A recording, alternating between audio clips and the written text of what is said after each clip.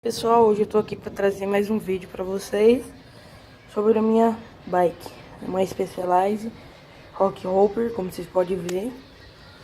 Ela vem com um kit Acera no cassete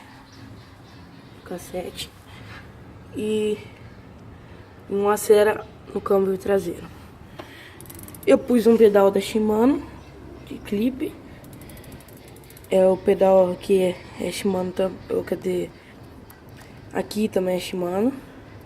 Esqueci o nome disso aqui.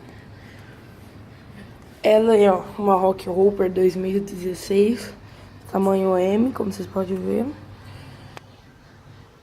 Ela vem com a suspa XCT, as mais comuns de bike de entrada lá na Specialized aqui.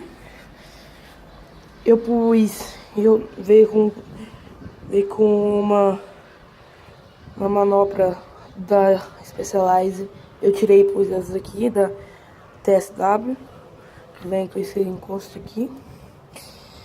Ela vem com um freio mecânico, com câmbio traseiro de 8 velocidades, cassete de 3, freio também mecânico, suspa, o da Shimano aqui no meio, esqueci o nome disso aqui também. Aí vem o da Shimano, trava certinho, freio freio mecânico, 100 mm de suspensão. Vem com protetor de corrente da Multibike, que é a representante da Specialized. E eu pus uma bolsinha para levar câmera de ar na caso furar, uma croma Velox, um banco da Specialized, selinho de alumínio da Specialized também. E é isso, galera. Esse foi o bike check da minha Specialized Rockhopper.